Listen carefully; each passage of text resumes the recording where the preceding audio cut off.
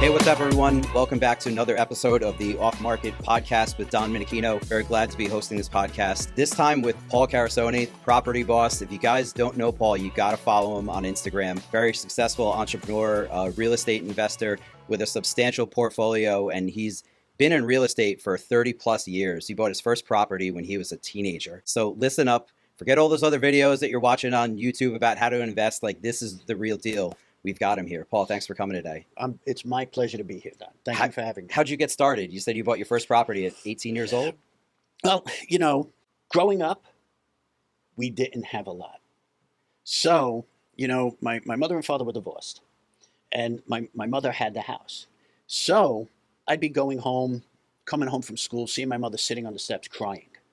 Con Edison come by, turn off the electric, things like that. So, I was working since I was 9 years old. Shopping, bagging groceries, things like that, just to help out in the house. Then go to school, go to work after school, get your working papers, 14 years old, keep it moving. And it was a thing that didn't happen once. It happened multiple times where you come home, you see the house is black. And back in those days, it didn't matter what season it was. Power was getting cut, power was getting cut. So now, I go home, my mother's crying, she's on the steps. I'm like, Mom, what's wrong? She's like, go in the house. I go in the house, power's off. So, always trying to be some kind of a hustler to make money. I used to run cable wires to people's houses so they can have, like back in the day, they had VCRs and they would want to watch movies on multiple TVs. So I would set something up where they can run TVs upstairs and watch TV downstairs with different movies, only having one VCR. Mm-hmm. So, these things I would charge people for. Yeah. And so I was a hustler from the beginning. And I remember her not having the money, me always trying to buy the house. Always trying. And then one day, I was about 17, 18 years old, I went home. And power's off again. And I said, Ma, this has got to stop. She says, well, what are you going to do? I said, what can we do? I says, let me buy the house. What is that going to do? What, are you going to make me lose my house? No, Ma, you're not going to lose the house, I promise. Let me buy the house. Yeah. Took me about a year of begging. Finally, she agrees. So she says, how are you going to give me the money? I said, let me worry about that. So then she says, you're gonna just like this, you're going to lose the fucking house, aren't you? I was like, Ma, trust me, please. So I was able to get a mortgage on the house. Now I'm at 17 and a half, 18 years old. And I go home, I said, Ma, they're not going to give me the mortgage, but you can co-sign for me. I told you, you're going to lose the house. She says, I told you I'd give you the house for what I paid for it. Okay, it was a two-family house. So she paid $14,000 for the house. Beautiful. She transfers the house over to me, and then I go to Greenpoint Savings Bank and get a mortgage on the house for $50 plus thousand. And that's how I gave her the money to buy the house. All right, so, everybody talks about buying real estate with no money, blah, blah, blah. You know what? It can be done. Mm-hmm. Few and far between, but it can be done. And I happened to do it at a young age. So I paid her, and she went and opened up a business and became successful with that money. So now everything is looking up, and I'm still working in the grocery stores, doing what I have to do. I rent the apartment upstairs. Now we're getting rent that's covering the mortgage, and it was a thing. And ultimately, then later on, I always remained in stores, but my father had a couple of buildings in the Bronx. So I'd be learning from him how to do maintenance, repairs, things like that, and then going to the buildings with him on weekends because he was always working. Yeah. Don't believe the hype. It's passive. Yep. You want to make money in this business, you better go to work. Mm-hmm. Okay? You better start working in your buildings, especially in the beginning. So that was my forte. That was my introduction into the world of real estate. So it was kind of in your blood, but at the same time, you were almost kind of like, you were forced to get creative, right? Like you were kind of like almost forced into this business, but once you did one or two, once you did that first deal, once you started learning from your father a little bit, that's when you kind of had like the moment where it's like, this is what I'm going to do. Like, did you know that early that like this is what I was going to do forever? Funny story. walking down Madison Avenue or Fifth Avenue, not quite sure, passing Trump Tower, me and my girlfriend. Donald Trump is walking out of his building. I look at him, I said to my girlfriend, I says, holy shit, that's Donald Trump. He looks back at me. He must have read my lips because he put on a smile and went like that. I was like, holy shit. Look, I mean, even right now, you see the hair standing up on my arms. Yeah, all right. And I said to my girlfriend, I said, that's it. I know what I'm going to do with my life. Yeah. I'm getting into real estate. So I knew from a young age I was going to be in real estate. Mm-hmm. You know, and you talk to the old timers around the neighborhood, you know, I'm a kid. Nah, you don't want to get into real estate. Meanwhile, all these people are buying up houses left and right. You don't want to get into real estate. It's a hard business. You don't want to know Well, they about were probably it. deterring you because they Of didn't want course. competition. Of course, nobody wanted you to be in the business Sure. and fighting against Nobody them. wants someone younger, smarter, possibly getting in. But that's how Yeah. it all came to be. That one vision, that one sight I had Mhm. of seeing the president Mhm. long before Yeah. he ever had dreams of being president. Sure. You know, I mean, that's when he was just a real estate he was the mogul. most popular man in the world, And back everyone then. loved him then. Before he Yeah. got into politics, right? Like Yes. everybody loved him. I mean, Yep. he was kind of like this mystical, Yes. creature. It was Yep. just like Construction, Oh, he how could did he do develop it? anything, Right? yeah. How did he do it? So that was it. Yeah. Man. That was So setting so me when off. did you find your first investment property? Okay, so my brother and I picked up. Well, we bought buildings from our father. Mhm. So that's going back a ways, and then we started heavily investing right after the financial crisis. All right, so we're talking about 2007. Mm-hmm. You know, that's when we really started hitting it hard. Yeah.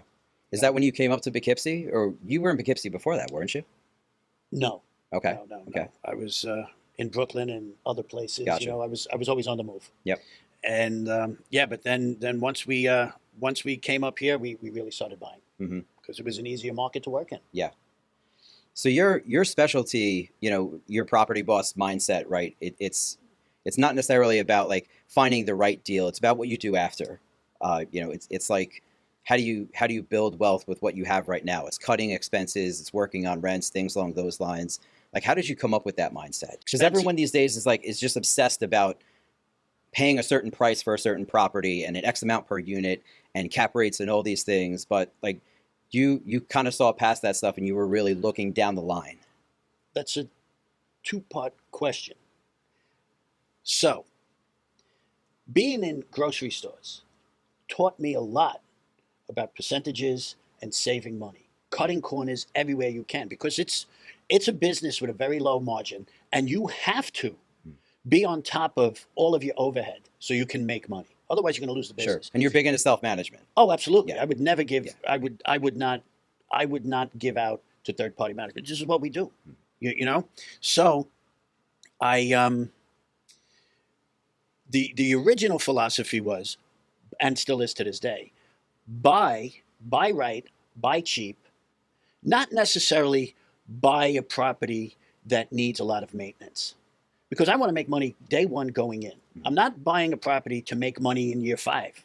I want to make it the day I'm going in. So my philosophy has always been buy real estate as cheap as possible and then Well, of course, run yeah. it yourself. Yeah. But you know what? Of course, but now being in this business as long as I have, I see things a little bit differently. Okay. You know, like I see potential markets. If I could get into that market knowing that that market is going to pop one day, then I may pay a premium for that property. Where years ago I never would have. Mm-hmm. But I look at markets today where I walked away because the prices were too high for the market at the time. And knowing that there was a possibility of that market growing, but never a certainty. Mm-hmm.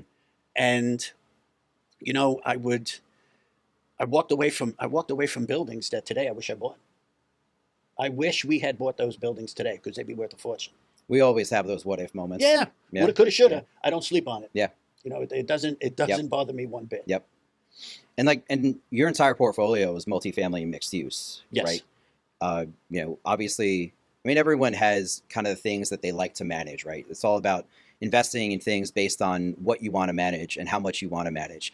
Multifamily, I mean, there's a huge ROI there, but there's also there's there's a lot of work involved there. You're dealing with a lot more people. You're dealing with people's homes, like where they live, and you're dealing with different types of buildings with more plumbing and more kitchens, more bathrooms, all those things. How do you have the stomach for that? it's Well, it's first off, real estate is not for everyone. Yeah. Okay. This is a business that if you have a weak stomach, Yeah. you're done. Well, listen, I don't own any properties. I don't know. I don't know if I've told you that before. Like and that's intentional. Like I love being a broker, and I love kind of counseling people, helping them figure out how to level up, and that helps me level up too as a broker. But I don't like to own properties. It was never in my dreams.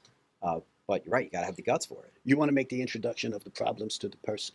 That's what you want to do. Some people tell me I kind of sell out as a broker. They're like, you don't understand being in the shit. You don't understand what it's like and this and that. And I'm like, you know what? You're right to a certain extent. Like I might not understand that, but I will help you find your next property. Are you happy doing what you're doing? Very happy. That's it. As long as Exactly. you're happy doing what you're doing, don't Exactly. listen to what anybody else has to tell you. What makes me happy is seeing other people happy. So if I could help my clients build their portfolio, and one day maybe they use me to sell it, maybe they don't, that's fine. If I could see them being happy, that makes me very happy. Just, you know what, follow up with them every now and then, because that friend may become an enemy real quick. Listen, real estate is a very difficult business. Mm-hmm. And I believe social media has actually had an opposite effect on the industry. Mm-hmm. It's taught people, it's brainwashed people to believe that it's an easy business. You're going to sit around, That anyone sit on can your do it. ass, anybody could do it, you're going to make nothing but money. That is not the case. That is not the case. If you don't know the industry, you better align yourself with people who do, because you're going to be in a shitstorm real quick. I know, like I talk about this, with family, friends, et cetera, all the time, and like they trivialize my business, and they just see, they see the social media graphic that says I sold a building for X amount of dollars, and they calculate a percentage in their head of what they think I made, and they're like, oh, you guys make too much money. I'm like, you don't see the announcements of the deals that fall apart. You don't see the deal that I had put together a few years ago, and suddenly a lawsuit pops up, and I can't clear title, and the deal falls apart, and that deal is gone forever, essentially, until probate gets their act together. Like, they don't see all the time that we put into the business, the things that fall apart. They just see the successes. They don't have an understanding of what it takes and how long it takes to put a deal together. Yeah. Because everybody's now fighting for the best deal. Everybody's now fighting for the best price. Mm-hmm. And then you have lawyers fighting each other. Yeah. You've got banks and the bank lawyers fighting with your lawyer and the seller's lawyer. They don't see the boxing matches going on behind the scenes. It's a hodgepodge of bullshit taking place in the background. And the average person also doesn't see the blood, sweat, and tears that goes into the value that you've built, right? Mm-hmm. They see a listing for X amount of apartments for like $5 million, and they're like, oh man, that landlord's rich. And I'm like, you don't see the loan that he's got. You don't see the evictions that he might have had to go through, people destroying apartments, the water main break that happens in the building that the city is going, no, it's not my problem, that's your problem.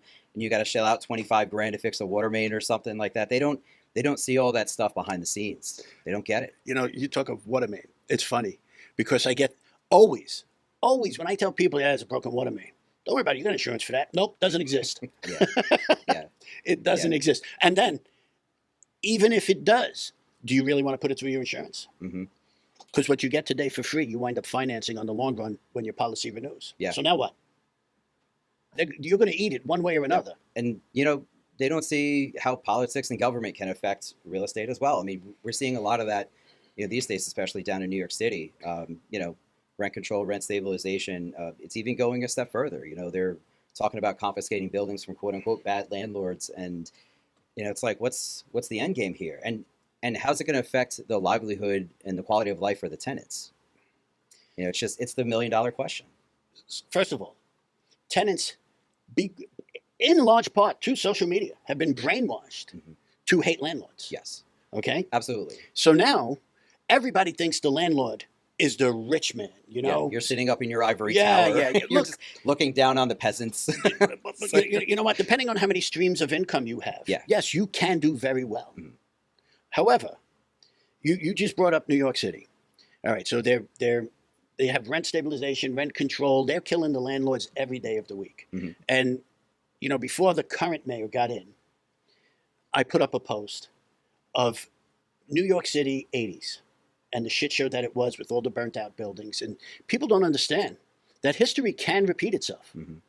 and you see, and you know what? I'm in this business. Yeah. I hear what's taking place and I hear how the dominoes fall one by one. Mhm. So you have people, sellers, taking haircuts to get out of their properties in New York City. Sure. Now, there's another side to that coin. The panicked seller Mhm. will go to the savvy buyer because anybody who knows this industry, who has deep pockets, knows that this is a generational buying opportunity for New York City. Mhm. Politics is a cycle away from change. I don't let politics get in the way of me making investment decisions because it could change. However, if you don't have the deep pockets to run the property and get through the nonsense, Mhm. you'll lose your property. Sure. Now you're in New York City. Banks don't even want to loan. They don't even want to give loans to multifamily properties now. It's just too risky. Yeah. Insurance is through the roof. Why? Frivolous lawsuits. Mhm. Everybody that's a gig in itself. Everybody's, you know what? Oh, I got an ingrown nail. Let me sue. Sure. It's got to be the landlord's fault. Yeah. God bless America, right? Yeah. I sprained my ankle. Let me sue. Yeah. And unfortunately, courts entertain these. Mhm. Insurance companies have no choice but to entertain them. Mhm. But there are lawyers who have made a very good living Mhm. off of frivolous lawsuits. Yeah. And you see the commercials all the time. So anybody will take on a case because maybe there's a couple of dollars in it for Yeah. them. The income expense ratios just don't add up like they used to. You can't blame them. But me being on the side of the fence that I'm on, that's a problem for Yeah. me because I'm always getting hit. And taxes are always going up. Taxes. There's not many taxes that don't get approved these days. It's just, and for a variety of reasons. I don't know if you follow what's going on in Ulster County up here in Hudson Valley. Ulster County just approved a wealth tax like this week. That's awesome. And their justification is, it's the top 4 or 5% of the income earners in the county are gonna be paying this. It's not gonna affect the average person, But when you start drilling down into the numbers, you're like, well, what's rich? Like someone who makes 200 grand a year, 400 grand a year, $1 million a year. Well, that threshold is it's a lot lower than it should be, even if I was for a tax like this, which I'm not. But what I don't understand is that everyone feels like all these tax and spend people feel like they live in an island with a wall around it and people can't leave. So people can leave Ulster County. If they don't like that tax, they're going to go to another county. Yes. They're going to go somewhere else. People of that stature have options. People Yes. of most statures have options. And so if it's so short-sightedness. So those play into real estate decisions. Are people going to move to that county? Are people going to say, New York City, you know what? Sorry, I'll just go a little further north, or I'll just go a little bit further outside the circle, and I'll drive into the city when I have to. It's happening now. I mean, you have bidding wars up here. Yeah. You have people coming up here from the city. There's a bidding wars. Yes, they're leaving the city, but they're staying in the state. Yeah. And then you just brought something up. What is rich? Well, you know what? Mhm. What is rich? Is rich gross net? Your net worth is that rich? So if you've got a house that's worth $1 million, which isn't a far leap, are you rich? Do you now get hit with that wealth tax? This is something Right. I haven't looked into. Yeah. I haven't heard about it. A lot of it's relatively new. They just brought it up like a month and a half ago. This isn't something that they've been working on for a long time. It was a shotgun idea by one or two people, and they just kind of shoved it through the legislature. Of course, the state has to approve that because we're a home rule state. There's got to be certain approvals before it goes into effect. But given the politics in Albany, they're going to look at this law and they're going to be like, yeah, let's do it. Let's give them the right to tax the rich more. But it just goes back to government politics. It does play into the value of property. But I feel like these days there's probably much more heavier hand of government than there might have been decades ago. But I see a lot of investors these days, and I do mostly commercial real estate. I do some multifamily, kind of molds in there. And some of the first questions I get, especially when I do work in the smaller cities in the Hudson Valley, is there rent control? It's the first question I get. It's not about what's the income on the property, what's the cap rate, how's the neighborhood, Yes. what's going on around there. The first question is always something policy related. Is it rent controlled yet? because it's making its way up the It's river. it's making its way throughout the state. Yeah, yeah, Without a doubt. yeah. You know, but rent control has been in New York City for decades. Mm-hmm. It is still the number one place in the world to invest in real estate. Yeah. You buy real Isn't that estate in New something? York City, Mm-hmm. whether you make money in the rent or Mhm. not, you will make money on the appreciation. Yeah. Okay, not to mention, the benefits of the tax code with depreciation and things like that. Mhm. That's a home run. I mean, it's a good business to be in. Yeah. But you are now becoming a hated individual for being in that industry. Yeah. And it's only because the brainwashing that people are going through. They're believing everything they hear on the news or on social media. And unfortunately, it's pushing good landlords out of the business too. Yeah. Right? Because you could have the best reputation with your tenants, the best reputation with your fellow property owners, with the community, right? But you can't. It's hard to fight social media. It's just the algorithm just feeds it these days. It sure does. You search for one thing on Facebook or Instagram, and next thing you know, that next ad that you see is something related to what you searched. what you just Absolutely. searched, and they will just keep feeding you those reels, and it's like forced addiction, man. It's bad. It really is. It's bad. It But that's a really whole is. nother. Yeah. I mean, as Whole far nother as would I sell because of politics? No. Yeah. I don't run from politics because I Yeah. understand Yep. politics change. Yeah. Now, New York City is going to go through pain. Without a doubt, it's going to feel pain. But will it change? Absolutely. I mean, I've been buying real estate for a long time. I've seen markets go up and markets come down. I've seen politics cycles change. I've seen them get better. They got worse. But people have always made money in real estate. Now, if you've got money and you're in New York City, it's the time to buy. Yeah. It's definitely the time to buy. If you know the industry and you've got some money to float, Mhm. you're good to go. Yeah, I mean, in this business, there's always a way to make money. You just got to look for what's coming, right? Take a look at where the market's going. What assets are doing pretty well. What's Wall Street investing in, and just find that next thing. And a lot of people are also like geographically bound in their head. Like, oh, I want to buy something within a half hour of my house so I can constantly watch over it. But I mean, you don't necessarily have to do that. I mean, there's a lot of good opportunities across the country. And I know you're not big into paying management companies to do things. It ain't my bag. Yeah, yeah. It is not my bag. You see, that's where I mentor people, I Yeah. consult people on buying real estate. And one of the first things I tell them, you better be available. Mhm. You better be available to watch your property, because if you're not, who's going to do it? Mhm. Somebody else? That somebody's going to become your partner? Yeah. Because they're going to be relieving you of your money at every turn. Mhm. And that's not You're going to be anything. invoiced for Yeah. every little thing. And you're right, it's not for everyone. I guess it kind of depends on the goals, but you're right. Like if you're starting out these days, no one's going to watch your money but you. Yeah. And that's in any business. Yeah. I mean, you can own a hot dog stand and find problems. Any Sure. business Sure. has its problems. Yeah. But know that before you start. If having problems Mhm. is something that bothers you, if you can't work through problems, then you better just grab a 9 to 5 and call it a day. Mhm. It's very simple, because the second you become an entrepreneur, you open up a new world of problems. Yep. Something you've never even thought of. Mhm. But it could pay off. It could change your life. So let's talk about wealth building a little bit. You can't make money in this business owning one property. No. Or two properties, right? Even if you're, on a 4-family house, you're netting, whatever it is, 25, 30 grand a year. It's like that's the amount of time that you're putting in to make that 25, 30 grand a year is ridiculous. Is there a number, like when you're consulting people who are getting into real estate, for the first time, or maybe they own a few properties and they're having trouble scaling up? Mhm. Like, is there a certain number that you tell them, listen, like this should be your goal if you want to, net 500,000 a year or 250,000 a year, whatever it is. Like, do you have a formula that you think works? 250 and 500 a year is a very lofty goal. Mm-hmm. You have to know the business to get to those numbers.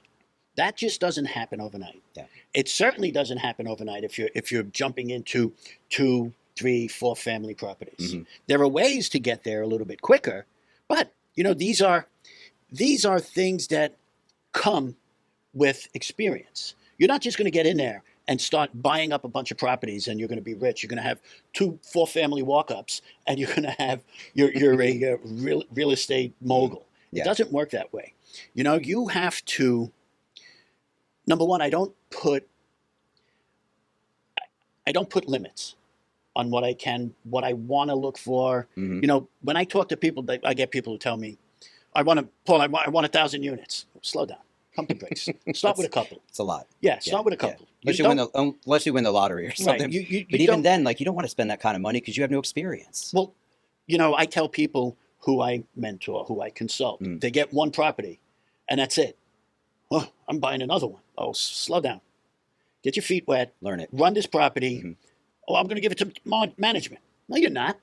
You're not going to make any money on this property if you give it to management. Because I'll Mhm. tell you right now, they're going to hit you over the head for every repair. And even those people who kind of shortcut management, and they're like, well, let me just find a local guy to watch over the property and maybe a handyman to do some repairs here and there. Those situations never work out well. No. It looks good on paper. Oh, he's only going to charge me X amount an Never hour, happened. or no. You know, so when I'm consulting, I give them the spiel. Know this. If you have two families, two units, Mhm. and you lose one tenant, you just lost 50% of your rent roll. Yeah. And now on top of that, the bank is looking at you differently. Because it's a two-family house, the bank is not going to look at it as an investment property. So now you are going to have to apply for that loan, and you personally are going to be the sole responsible party for paying that loan. They're going to go off of your income, not what the property makes, what you make. Okay, so now let's say you own a house already. You've got a decent job, you own a house, Mhm. you're paying that mortgage. Now you're trying to go and get a two-family house as an investment property. The bank is going to look at you and say, can you pay it?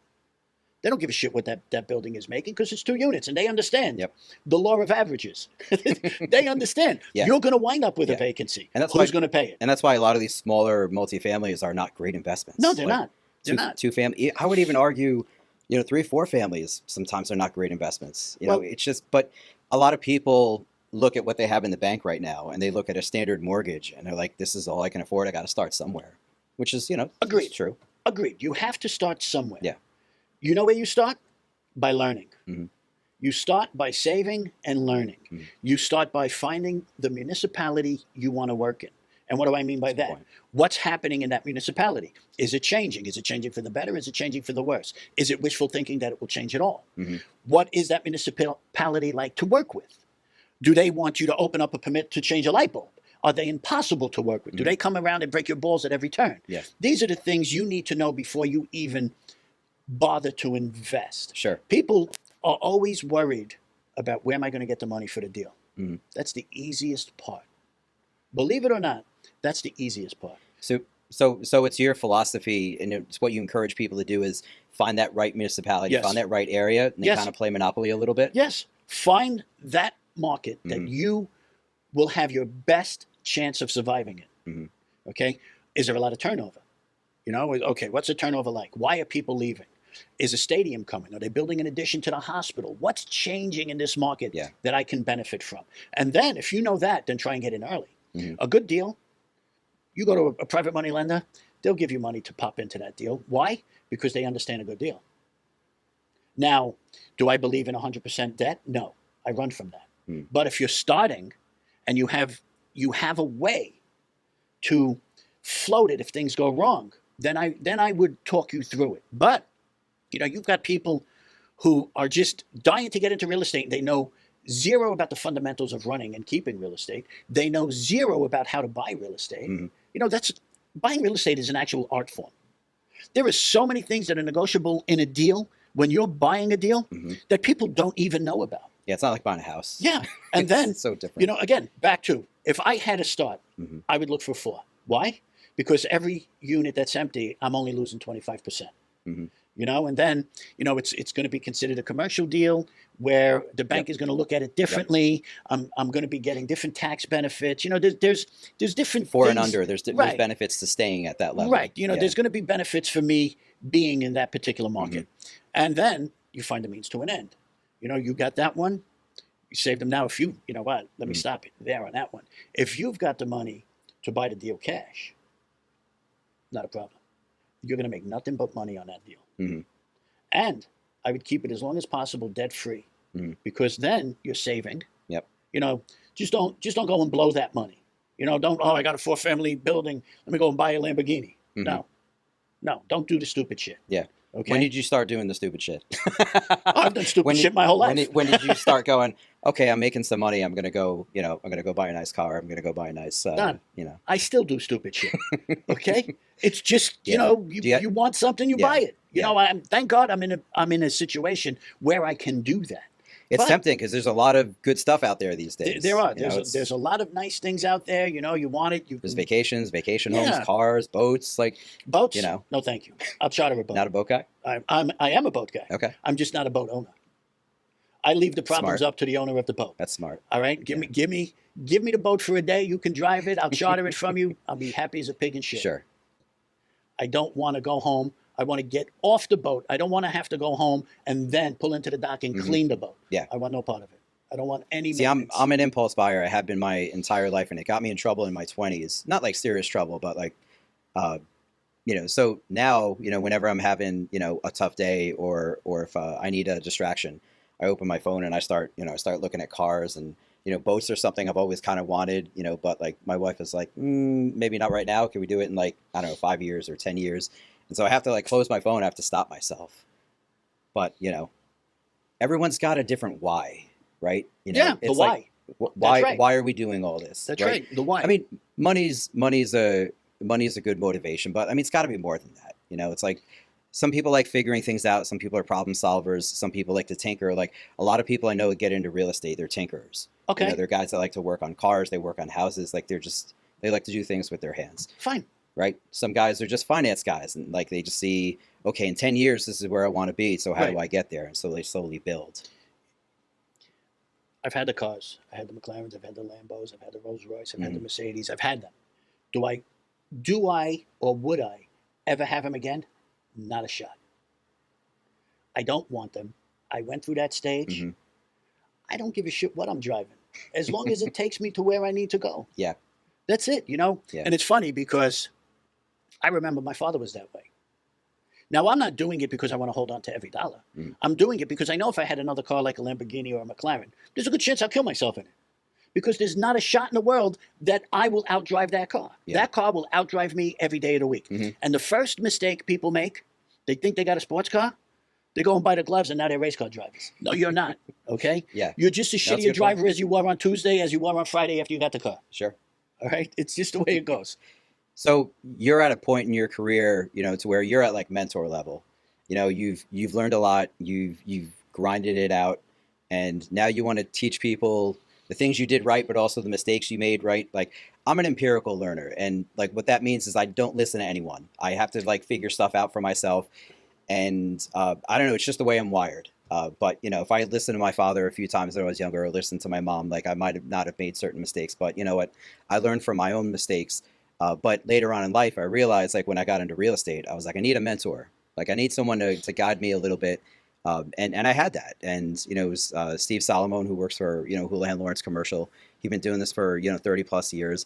And I was like, you know what, if I'm going to get into real estate, like I need a mentor. I need somebody, to teach me the ins and outs. Yeah, I'm still going to make mistakes, but you're much less likely to make mistakes when you have a mentor. So you're into consulting now. You're mentoring people and you're teaching them, the ins and outs, the things you did right, the mistakes that you made along the way. That's got to be very rewarding, right? The fact that I've got all these years of experience that I could teach people now, I can consult them on a deal along the way to help them change their lives for the better. That's an unbelievable feeling. Yeah. It really is an unbelievable feeling. Yep. That I could walk into a room, open up a contract, take it apart, and tell them, if you would have done this deal, you would have lost everything. For me to be able to do that now is an amazing feeling. Help them find a deal. It's funny because I'm with some brokers the other day. I was doing a podcast the other day, so I'm talking with the brokers, and they asked me a question about what do I look for in a deal. The first thing I look for in a deal are the lies. When I'm looking at that building, doing the inspection, I'm looking for the lies. Paul, what are the lies? The lies are the quick fixes that I know are covering an underlying problem. Sure. Where if you don't know the business, you don't know what to look for. And it's funny because this particular broker I was with, he says, Paul, you had me doing an army crawl in a basement and you were finding fire damage. You crawled into the boiler room, Mhm. which the boiler was under 2 feet of water. Mhm. He says, you got your fucking miner's cap on. You're like a wild man looking at this building. I says, Sure. yeah, because I know what to look for. Yeah. I know what to look for from the parapet down. And there's enough opportunities out there to where if you see a building where you're kind of uncovering some of these lies, Yeah. as you call them, you could just walk away and say, "Hey, this one's not for me. Thank Yeah. you for your time," and just wait for the next one. I about a year ago, I'm doing a deal with I'm consulting on a deal. And the broker knows me. He doesn't know I'm going to look at the building with my client. Mhm. We drive up. He gets out of the car. I get out of the car. He says, oh, Jesus. He says, Paul, forget it. This building ain't for you. I said, see that tone? That's it. Let's go. You know it. That's it. Let's go. You know, as a listing agent, I've had some buyers do that to me. And they show up to a property and they take one look at it and they're like, "Hey, I'm sorry. Thank you for your time." And they get in the car and drive away. And I'm like, "What? What just happened? We didn't even go inside." And so, like, as a listing agent, like, it frustrated me. But like, as I learned from guys like you, I'm just kind of like, all right, like, they have a sixth sense about things. That tells me that they're savvy people. They're very seasoned. They're into their careers a long time, and they know something instantly when looking at it. Yeah. And like, as a younger guy who didn't know that, I was really impressed by stuff like that. And now I see things differently. But the funny thing was, that was the broker, the sales agent. Yeah. Looked at me and he says, "Oh, Paul, this building ain't for you. Yep. Forget it. Yeah. Forget it." And that was, I mean, he That's a seasoned shut agent. it down. Yeah. He shut it down because he knew I Yeah. was going to find everything wrong with it. Wow. Walk away. There's nobody with a gun to my head saying Yeah. I have to buy a building. It's so yeah. There's no deal that's so good that I have to buy it. Hmm. There's deals all the time. I'll find another one. I don't care. There's always something else around the corner. Yeah, always. Yeah. Always. People ask today, I'm sure you get this question. Mhm. Don, there's no deals out there. No, there's plenty of deals out there. Some of them good, some of them bad, but there's deals. You just have Yeah. to know how to take them apart. Exactly. It's an interesting market out there these Oh, it days, is. right? It's Yeah. a lot of high prices. Cap rates aren't adjusting the way that they should be. Lenders are tightening their belts. I mean, it's tough getting deals done right now. Oh yeah, especially if you're in New York City. Yeah. The lenders aren't there. Which is near, yeah, just the Northeast in general. Yes. Very But few exceptions. you know who's still loaning money is Fannie Freddie. Hmm. They're loaning money. Yep. You know, so you can get financing through them. Yeah. But if you're going through just the normal chain of banks, Mhm. and you're down below Westchester into the city 5 boroughs, man, good luck. Good luck. Yep. Paul, a couple of quick shotgun questions. If you could, since we're talking about mentoring, I just kind of thought a second ago, if you could mentor 20-year-old you, what would you tell him?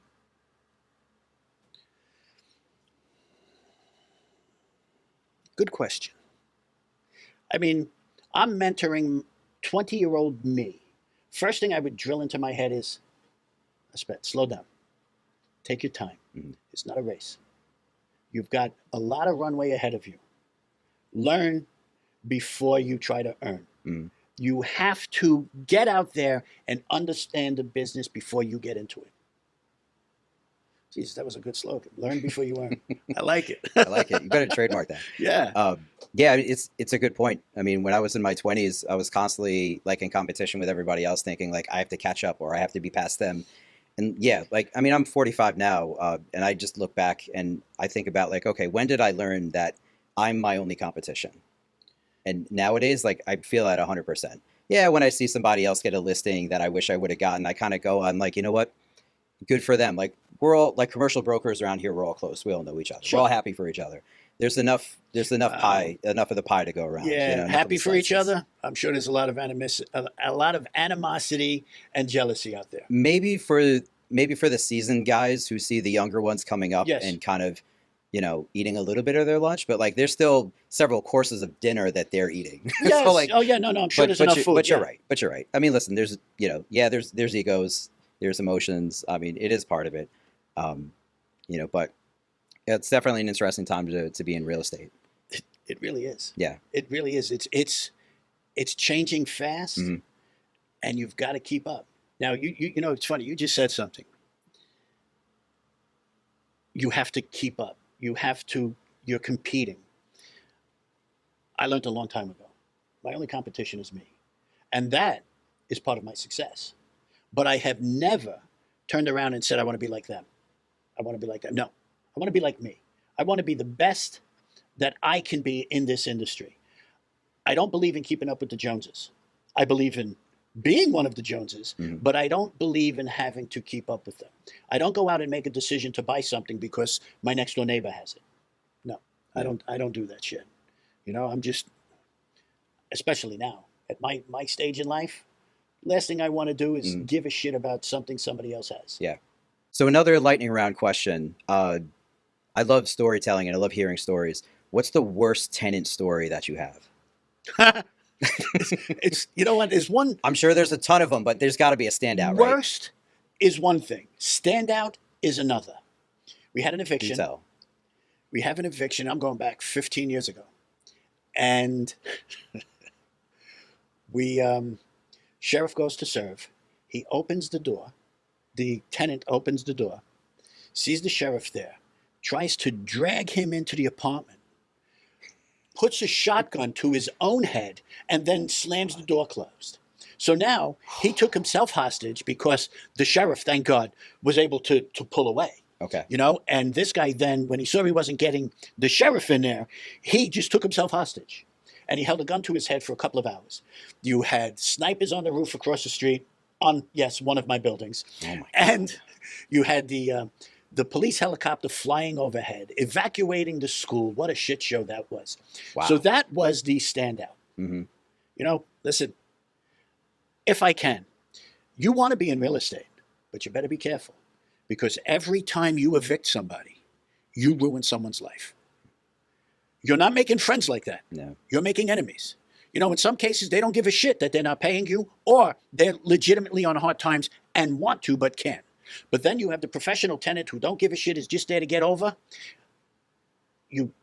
That's your job to get them out. The people who have a hard time, who then you have to get out because you are in business, you just ruin their lives. In a lot of cases, you break up a marriage. You destroy a family.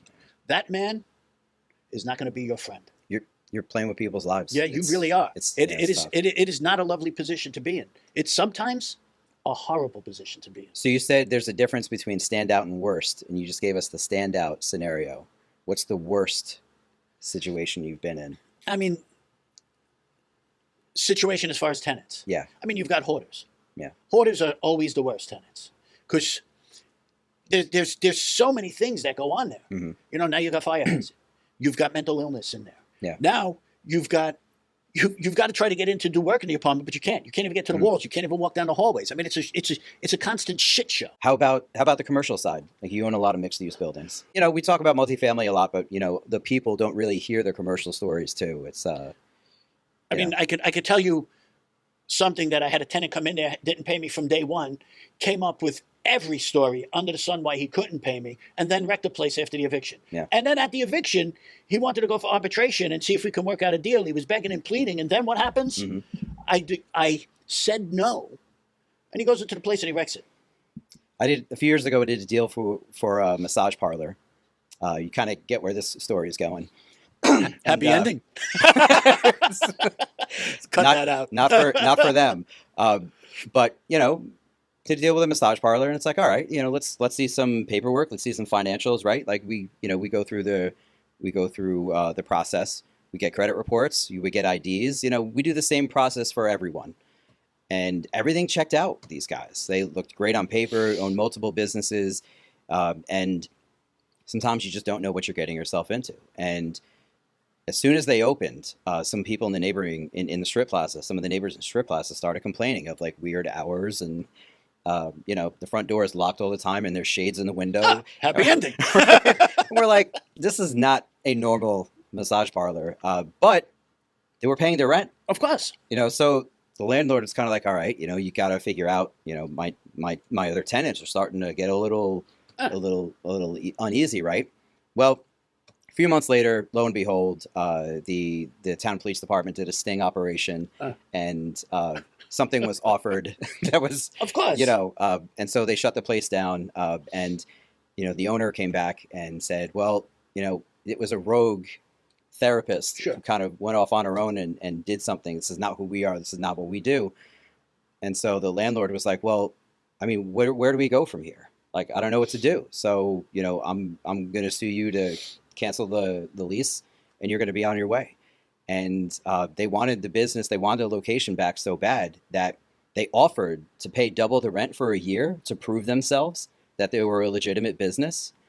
And so the landlord's attorney actually agreed to it, and said, you know what, let's give them another try. Let's give them another shot. Mm-hmm. They didn't last another 6 months. No. It's, if it walks like a duck, talks like a duck, it's usually a duck, right? So like the whole thing checked out on paper. Like we went through the screening process. They even had a leasing agent. This wasn't my tenant, which was great because I had no culpability here at all. But it happens. Sometimes you just don't know what you're getting yourself into. Everybody's good till they go bad, and everything is good until it's no good. Mm-hmm. So it's like that in real estate times 100. Yeah. If I can, you asked one of the stories. Have a guy who's got a restaurant in one of my properties going back 20 years, and he's having a hard time paying. Blah blah blah. Long story short, I keep going to him for the money. Can't get the money. He's giving me the yabba dabba every time I turn around. Now, I said to him, I says, look, let's have a real conversation because you're losing this place. I'm gonna have to evict you. And I says, have you tried this? Have you tried that? Maybe you should do this. Maybe you need to do a happy hour. This, that. His response to me was the dumbest I've ever heard. Well, doing this wasn't in my business model. I stopped him right there. I said, hold on a second. And going out of business was all part of the plan? That was in your business model? Yeah. Change it, man. Change your business model. Try new shit or you're out of here. Adapt. You got to adapt. That's it. Yeah.